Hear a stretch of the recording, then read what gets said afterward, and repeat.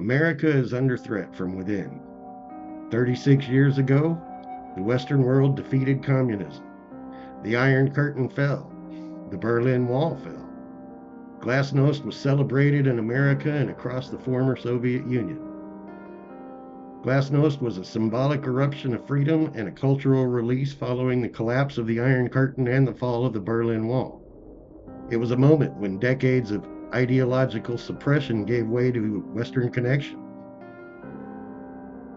Glasnost's meaning was openness.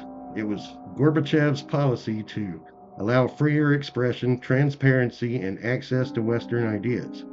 But by the late 1980s, it became more than policy. It became a cultural rupture. Censorship collapsed. Soviet citizens could read banned books, watch Western films, and criticize the regime for the first time.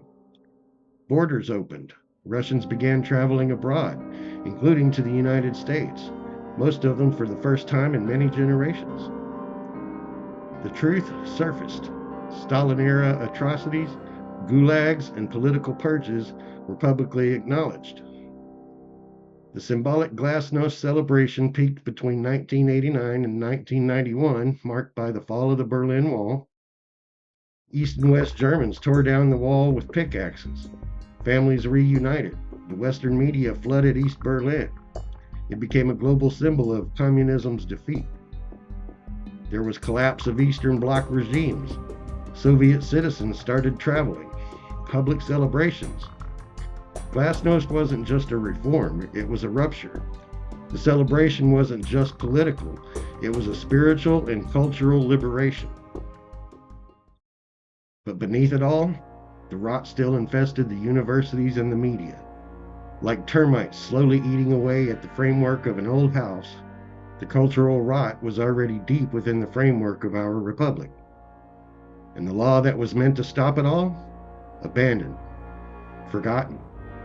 And while America forgot, we now have a radical group of legislators who embrace socialism, communism, and lead with Marxist theory. Sure, today they call themselves democratic socialists, but their goals directly align with communism. They are communists.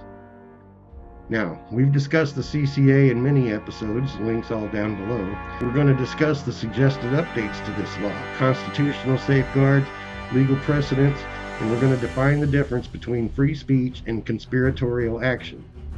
Hit the like and subscribe and notification bells to support the cause.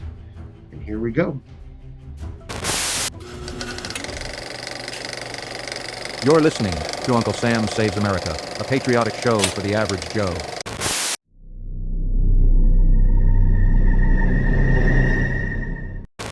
The boys over at our sister site, Liberty Outpost, have been working with various legal gurus in order to create viable updates to this law.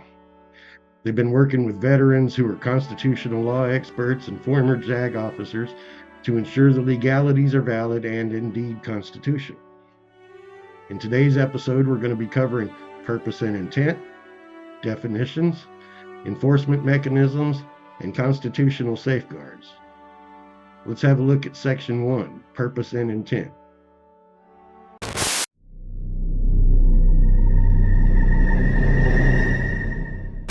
Section 1. Purpose and Intent. To protect the constitutional integrity of the United States by identifying and regulating organizations and individuals that promote subversive ideologies aimed at dismantling constitutional governance, particularly those derived from Marxist and communist doctrines.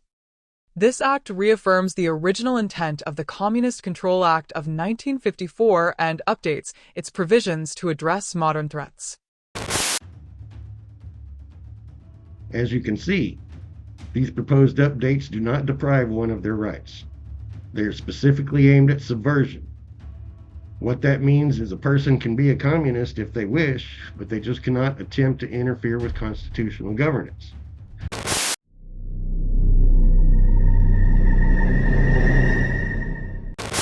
Many of the issues that originally plagued this law were with definitions. Much of the law named the CPUSA directly and completely ignored other communist organizations, and it left interpretations either too broad in some areas or too narrow in others. It failed to capture the essence of its position. It failed to clearly define what was unacceptable. In our proposed update, we clearly define the boundaries. Take a look. Section 2. Definitions.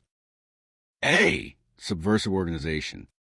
Any group, entity, or association that meets one or more of the following criteria.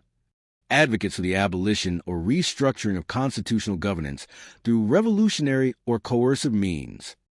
Promotes centralized control of the economy, including public ownership of the means production, in a manner that undermines private property rights and individual liberty. Endorses or funds candidates who publicly support Marxist-derived doctrines or subversive goals. Exhibits continuity with previously designated organizations, including shared leadership, funding sources, or ideological markers. Engages in coordinated activity with two or more persons to advance seditious goals under 18 U.S. Code Section 2384. Receives material support from foreign entities hostile to the U.S. constitutional order. B. Rebrand clause. Any organization that adopts a new name, label, or structure but retains the ideological traits, goals, or affiliations of a previously designated subversive organization shall be subject to automatic review and potential designation. C. Public office threshold. An individual's ideological expression is protected under the First Amendment until they seek, campaign for, or assume public office or federal employment. At that point, affiliations and endorsements become subject to scrutiny under this Act. These definitions are constitutional. They clearly state the definitions of subversives and conspiratorial actions based on current laws. Again, they do not censor beliefs or speech. They do, however, aim to keep our government free from those who would dismantle constitutional governance and economics.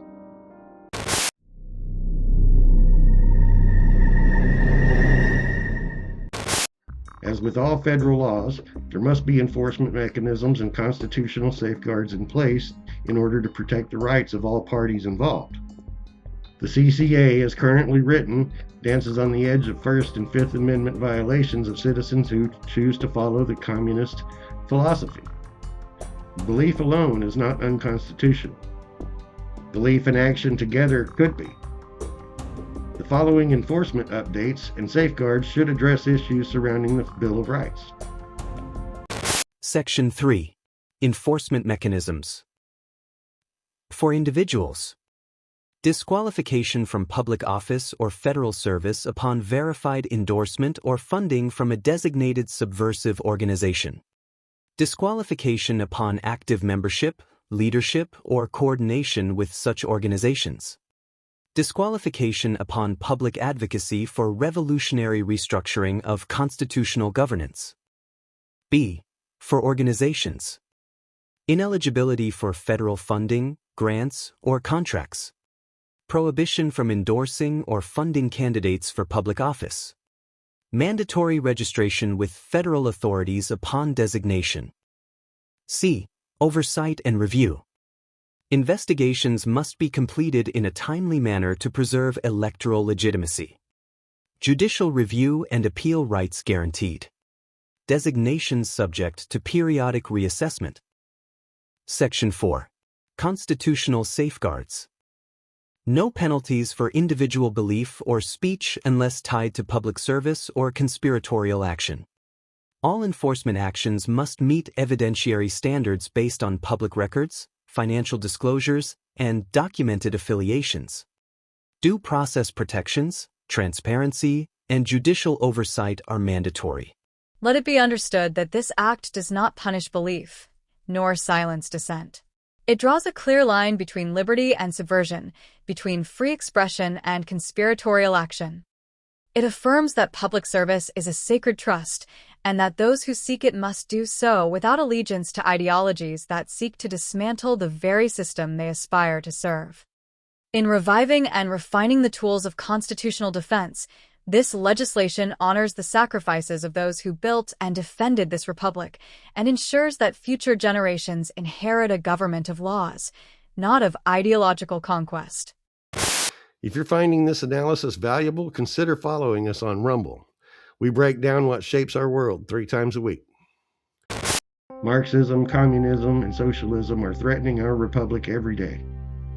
And this is an active law that can help stop it. But it needs an update as well as congressional backing. Please visit our website at libertyoutpost.us to get a free copy of this proposal and to sign the petition. You can also sign the petition at change.org or just scan this QR code right here and click the link in the comments. And your subscription really helps the channel as the algorithm is constantly throttling us for our content. We appreciate you listening. I'm Uncle Sam. Out. You're listening to Uncle Sam Saves America, a patriotic show for the average Joe.